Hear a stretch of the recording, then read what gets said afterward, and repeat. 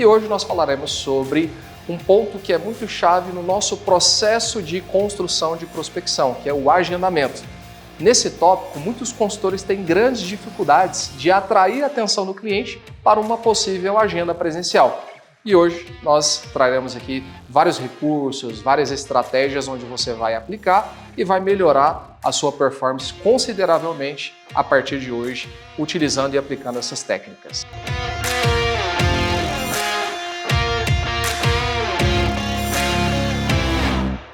Para isso, a primeira coisa que eu tenho que considerar é com quem eu vou falar. E aí vem aqui a pergunta: quem é a pessoa chave, quem é a pessoa responsável que eu tenho que direcionar a minha ligação? Como nós falamos de análise de crédito, normalmente a pessoa responsável pelo contrato da Serasa ou contrato de consultas na empresa é o financeiro. Então pode ser um analista, pode ser uma gerente, dependendo do tamanho da empresa, pode até ser o diretor da empresa. Mas no contato você deve sempre se direcionar à pessoa responsável pelo contrato de consultas e negativações da Serasa na empresa. Dessa forma, você consegue eliminar ali vários pontos de pessoas que talvez não são responsáveis e que você vai ter que se delongar, falar tudo para uma, duas, três pessoas até chegar na pessoa responsável. Então a primeira coisa que você deve considerar é quem é a pessoa responsável pelo contrato de consultas e negativação da empresa. Aí você me pergunta, Eriksen, mas como é que eu vou saber se essa empresa possui ou não contrato, com algum tipo de fornecedor? Normalmente na ligação, você já direciona como se essa informação fosse uma verdade, ou seja, a empresa, aí a maioria das empresas já tem esse processo de análise de crédito rodando, então você vai perguntar pela pessoa responsável pelo contrato de consultas e negativações da Serasa na empresa. Dessa forma, você vai pegar ali talvez os 80%, 85% das empresas que já possuem e vai ser direcionado. E aquele caso onde o cliente não tem nenhum serviço de análise de crédito, a pessoa vai te falar que não tem um serviço de análise específico. E aí você pode perguntar quem seria a pessoa responsável pela empresa. E aí, certamente uma empresa menor, pode ser um diretor ou até mesmo o dono. Mas a ideia é sempre solicitar para falar com a pessoa responsável pelo contrato de consultas e negativação da Serasa na empresa. Esse é o primeiro passo que você deve considerar. Partindo dessa primeira etapa, onde você falou com talvez uma secretária, uma pessoa que lhe atendeu no primeiro momento, que não é a pessoa responsável, ela vai te direcionar para o financeiro, ou uma analista, a pessoa responsável pelo financeiro, que tem ali um vínculo, talvez de responsabilidade, com um possível contrato já existente. Então, nesse primeiro momento, foi feita a transferência da ligação, você vai falar com o João, com a Maria ou com o José, que é o responsável pelo financeiro e que é responsável também pelo contrato de análise de crédito da empresa. Nessa etapa, eu vou deixar com vocês aqui 2 gatilhos mentais que nada mais são do que estratégias para poder acelerar o processo de decisão do seu cliente. E como nós estamos falando aqui de agendamento, é acelerar o processo de decisão para que ele possa marcar um horário, para que você possa agendar uma visita e apresentar os produtos e serviços da Serasa Experian, até mesmo da Inove Consult, presencialmente. Então, falando sobre gatilhos mentais, que é esse processo, essa estratégia de acelerar o processo de decisão, nós temos aqui 2 gatilhos que já foram muito testados aí no nosso decorrer, na nossa trajetória, que são os gatilhos, primeiro, de novidade. Então, você vai trabalhar um gatilho mental de novidade, ou seja, como eu posso chamar a atenção do meu cliente para o assunto que eu quero tratar com ele, através de um gatilho de novidade. O que significa o gatilho da novidade? Você vai trazer um assunto que o cliente entende que é importante, que ele deve ter conhecimento mais detalhado sobre o assunto, porém, ele ainda não sabe que assunto é esse, ele não sabe no detalhe. Então, você que é o especialista, que é o consultor de análise de crédito, é quem vai passar essas informações presencialmente para ele. Então, nessa ligação que você é transferido para o financeiro, a primeira abordagem é: olá, bom dia, tudo bem, João? Quem fala com você é Eriksen, eu falo em nome da Serasa Experian Inove Consult e o motivo do meu contato é que a Serasa está passando por algumas mudanças e uma delas é em relação à Lei Geral de Proteção de Dados, ou seja, a LGPD, que é uma lei responsável por salvaguardar as informações de todos os clientes e os dados desses clientes perante as empresas que manuseiam suas informações. Então, quando você usa um gatilho mental de novidade para um assunto que é uma lei, onde o cliente sabe que ele deve saber detalhadamente sobre essa lei, mas que ele ainda não tem um conhecimento sobre isso, você captura ou capta a atenção do cliente para esse ponto. E aí você pode falar: Sr. João, o senhor já recebeu uma visita de algum especialista da Serasa Experian para falar sobre mais detalhes sobre a Lei Geral de Proteção de Dados? Na maioria esmagadora das possibilidades aqui das ligações, os clientes falam que não, eu ainda não recebi uma orientação ou uma informação mais detalhada sobre o assunto. Então, nesse primeiro momento aqui, você já conseguiu atrair a atenção do cliente para que ele tenha a necessidade de receber o especialista, porque ele precisa saber maiores detalhes sobre a Lei Geral de Proteção de Dados. É uma lei, o cliente precisa estar ciente, mas ele ainda não recebeu essa visita. Então, nesse primeiro momento, você vai capturar essa informação com o cliente através desse gatilho mental. O segundo gatilho mental que eu vou deixar aqui com vocês é o gatilho da escassez. Como que funciona esse gatilho?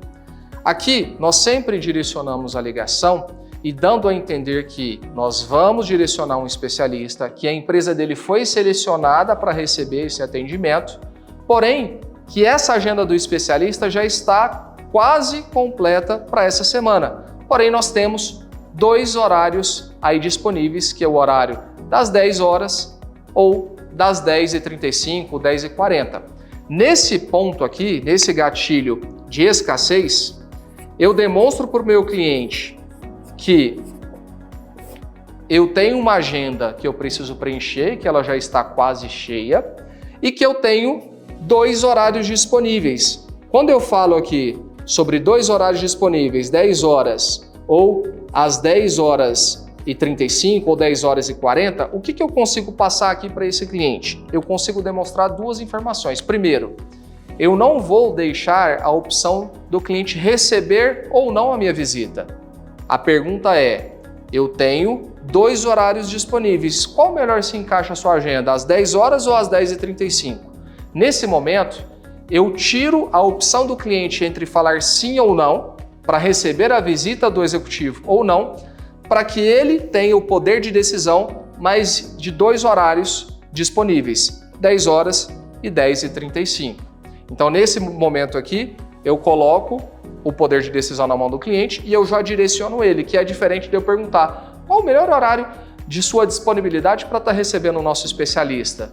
Perguntas abertas demais. Você coloca o cliente ali numa situação de escolher um horário dentro da semana. Aqui você já direcionou ele para 2 horários, possíveis horários que são os únicos 2 horários disponíveis da semana, e você também consegue mostrar para esse cliente que essa reunião é uma reunião rápida.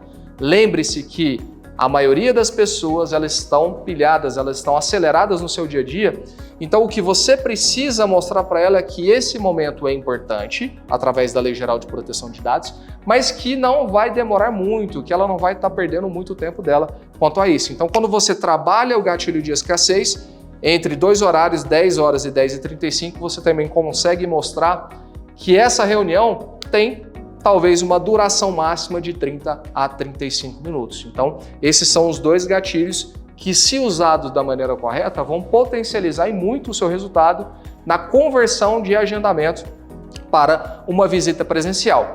E aí, para finalizar, nós temos aqui o quê? A parte onde você vai colher informações com esse cliente. O que você precisa saber? Se você foi direcionado para o João ali, que é o responsável pelo financeiro, você falou sobre a LGPD, atraiu a atenção do cliente, você disse que é necessário direcionar esse executivo para estar fazendo uma visita e que você tem 2 horários. Até aí, tá tudo bem. Só que você não sabe quanto esse cliente utiliza, qual é o tipo de acesso que ele realiza hoje. Então você deve, nesse meio tempo, que talvez seria ali um meio tempo final da sua ligação, colher 2 informações que eu considero extremamente importantes. A primeira delas é saber qual é o site de acesso desse cliente. Esse cliente está acessando pelo Boa Vista, ele está acessando pelo SPC regional dele lá, por onde ele está acessando, porque normalmente as empresas elas entendem que Serasa contempla Boa Vista, contempla SPC, contempla outros bancos. Então, uma das coisas que eu sempre oriento o consultor a avaliar é: ok, você mencionou, João, que faz a consulta da Serasa. Qual é o meio de acesso que você utiliza? É serasa.com.br ou você utiliza por um dos parceiros, que talvez seria o SPC, ou você usa pelo Boa Vista? Se ele menciona para você que é do Boa Vista, você considera essa informação. Se for do SPC, também. Então, o meio de acesso ou site, ele é extremamente importante para que você, na visita, já saiba com quem você está falando e utilize as técnicas e as argumentações corretas para aquele público. Outra informação muitíssimo importante é o fato de quanto o cliente paga hoje em dia.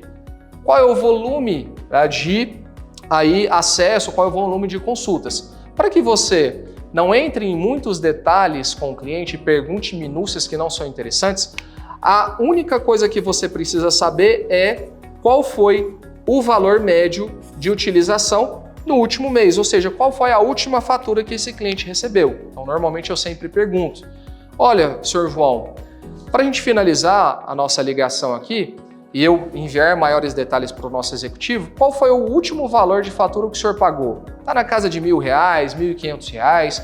Por que eu sempre direciono um valor? Porque na maioria das vezes ele não tem exatamente o valor que ele pagou na última fatura. Talvez é uma outra pessoa do contas a pagar que sabe esse detalhamento.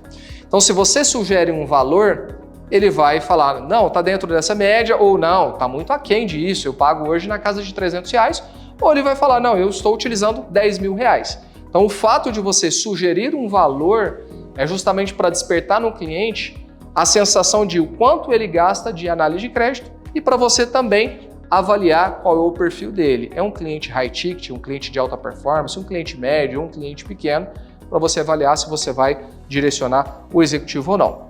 Partindo dessas informações aqui, é onde você falou com a pessoa certa, usou os gatilhos corretos, tanto da novidade quanto de escassez, e validou essas informações, você parte para o finalizar dessa ligação, que normalmente acontece com a validação do endereço. Então, por último, você precisa saber se o endereço informado desse cliente é o endereço correto. Porque se você vai direcionar a visita, e já aconteceu casos onde eu estou ligando para uma região X e o endereço está confirmado na internet como X, mas na verdade o cliente mudou de endereço, ele está no endereço Y. Então é muito importante você validar qual é o endereço. E nunca pergunte qual é o endereço do cliente. Porque com as informações que você já tem no nosso sistema SGI, ou até mesmo na Receita Federal, você já consegue informar o cliente o endereço dele. E aí, para finalizar, você pergunta: senhor João, para a gente encerrar o nosso contato e eu direcionar o consultor para o seu atendimento, eu gostaria de confirmar o seu endereço. O senhor ainda está na Avenida Francisco Galassi, número 1490, Uberlândia, Morada da Colina, Minas Gerais? Sim. É exatamente esse endereço que eu ainda estou. Se ele já tiver em um outro endereço, ele vai confirmar, para que você não perca o seu tempo se direcionando ou se deslocando numa ação de vendas ou no atendimento para um endereço que não é o endereço correto do cliente. Então essas são as principais informações que você deve considerar ao realizar um contato com o cliente para agendar uma visita.